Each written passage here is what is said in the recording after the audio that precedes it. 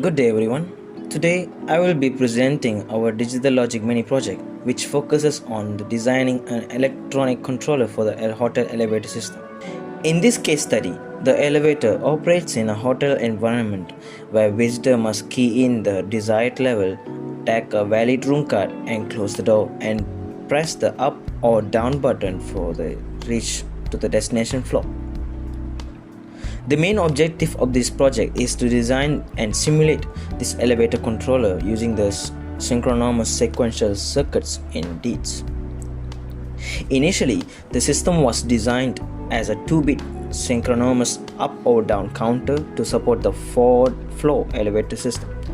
It uses the D flip-flops to perform the flow transitions and a comparator circuit to detect when the elevator reaches the desired level.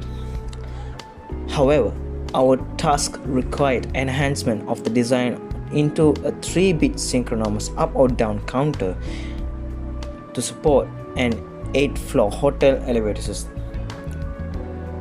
For this upgraded version, we implemented the system using JK flip-flops, constructed the required state diagram, state table, transition table, and key map simplifications. In this presentation, I will explain the system architecture, the state design and logic implementation, the DEET simulation, and how the elevator operates up and down modes. Now I will begin the system overview and basic design concept. Okay, this is our circuit, and as you can see, this is our clock. This is the input and output LED, and this is the flip-flop, and yeah, basically this is our circuit. So what we're gonna do is I'm gonna demonstrate how this input output how it's gonna work and how it's gonna. Okay, in our elevator system, D input basically represents our next floor state, clock which represents the movement timing, and Q represents the current flow. So when the clock triggers, the elevator transitions to next floor and system updates its memory. This D flip-flop makes very stable and predictable. So now we're gonna run the simulation. So first we have to power up this circuit, and we have to click on the designated floor we wanna go, which is I'm gonna select number 2. And over here I have to click on the clock, which is gonna clock in the pulse the moment timing.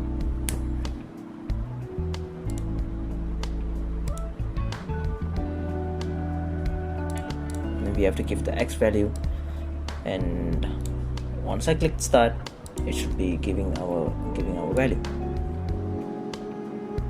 Yeah, this is our flow. This makes the D flip-flop very stable and predictable. As you can see, I click on the second flow, and it gave us the second flow out, which is this circuit is correct. Next, we're gonna see how the JK flip-flop works and how it helps our elevator system.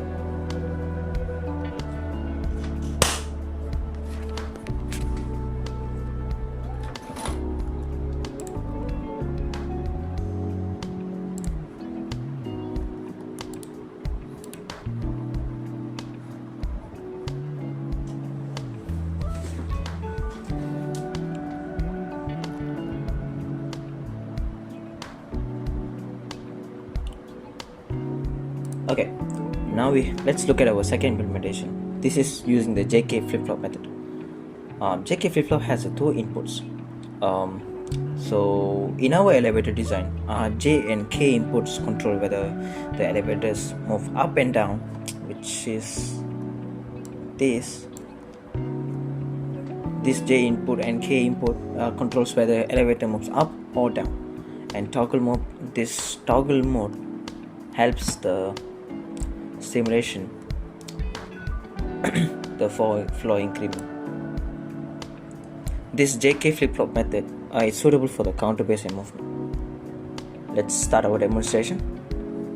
So let's give our input values. So I'm gonna start the simulation.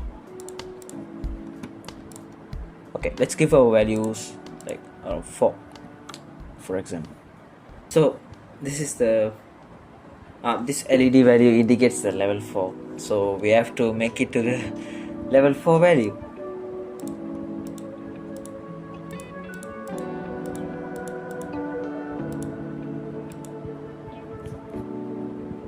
So this is how it works. So once we clock in, it will like move one by one. Not comparing to our D flip-flop, this method is kind of responsive, and this gives us more flexibility, and it requires more careful input design and slightly more complex wiring. So comparing to our D flip-flop, it's simple design and stable operation. It's easy to implement. Now let's compare both approaches. D flip-flop, it's a simple design, stable operation, easy to implement, and less complex wiring.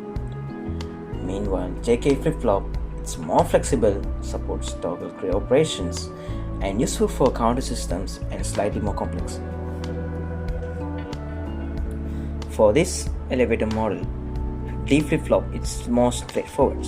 For scalable operations, JK flip-flop provides better state and control flexibility. There were multiple challenges faced by our group members during this development. During the development, we faced several challenges: designing the correct state transitions and clock synchronization issues, and debugging the logic errors. So we solved these debugging logic errors and clock synchronization issues by verifying the truth tables and designing the proper state diagrams and testing flip-flop independently before integration. In these real-world scenarios, in elevator control systems, there were microcontrollers were commonly used. However, the underlying principle remains the same: state machines and memory elements. Flip-flops are the foundation of the industrial automation systems, traffic light controllers, digital counters, and embedded control systems. Understanding these projects gives us a strong fundamentals in digital system design. In conclusion, this project successfully demonstrates how an elevator control system can be implemented using sequential logic circuits, DK flip-flop, and JK flip-flop. And also, it strengthened our understanding of state memory, clock-driven system, digital circuit design, and hardware-based control logic. Thank you for your attention, and thank you, Dr.